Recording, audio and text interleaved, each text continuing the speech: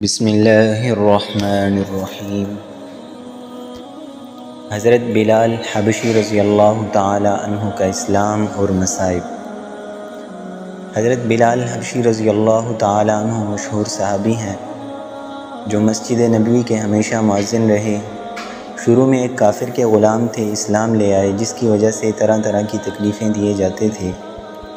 امیہ بن خلف جو مسلمانوں کا سخت دشمن تھا، ان کو سخت گرمی میں دوپہر کے وقت تپتی ہوئی ریت پر سیدھا لٹا کر ان کے سینے پر پتھر کی بڑی چٹان رکھ دیتا تھا تاکہ وہ حرکت نہ کر سکیں، اور کہتا تھا کہ یا اس حال میں مر جائیں اور زندگی چاہیں تو اسلام سے ہٹ جائیں، مگر وہ اس حالت میں بھی احد احد کہتے تھے، یعنی معبود ایک ہی ہے۔ رات کو زنجیروں میں باندھ کر کوڑے لگائے جاتے اور اگلے دن ان زخموں کو گرم زمین پر ڈال کر اور زیادہ زخمی کیا جاتا تاکہ بے قرار ہو کر اسلام سے پھر جاویں یا تڑپ تڑپ کر مر جائیں۔ عذاب دینے والے اکتا جاتے، کبھی ابو جہل کا نمبر آتا، کبھی امیہ بن خلف کا، کبھی اوروں کا، اور ہر شخص اس کی کوشش کرتا کہ تکلیف دینے میں زور ختم کر دے۔ حضرت ابو بکر صدیق رضی اللہ تعالی عنہ نے اس حالت میں دیکھا تو ان کو خرید کر آزاد فرمایا۔ فائدہ: چونکہ عرب کے بت پرست اپنے بتوں کو بھی معبود کہتے تھے، اس لیے ان کے مقابلے میں اسلام کی تعلیم توحید کی تھی، جس کی وجہ سے حضرت بلال رضی اللہ عنہ کی زبان پر ایک ہی ایک کا ورد تھا۔ یہ تعلق اور عشق کی بات ہے۔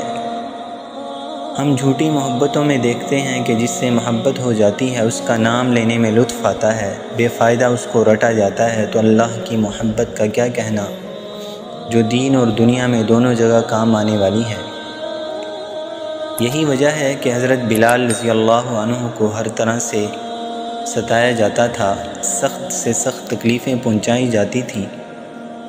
مکہ کے لڑکوں کے حوالے کر دیا جاتا کہ وہ ان کو گلی کوچوں میں چکر دیتے پھریں، اور یہ تھے کہ ایک ہی ایک ہے کی رٹ لگاتے تھے۔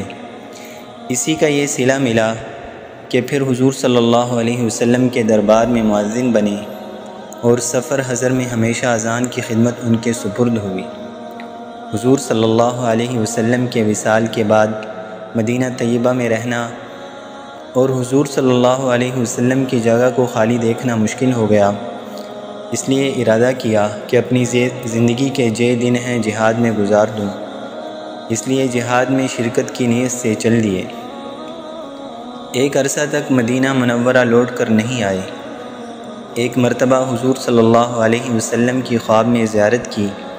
حضور صلی اللہ علیہ وسلم نے فرمایا، بلال، یہ کیا ظلم ہے، ہمارے پاس کبھی نہیں آتے، تو آنکھ کھلنے پر مدینہ طیبہ حاضر ہوئے۔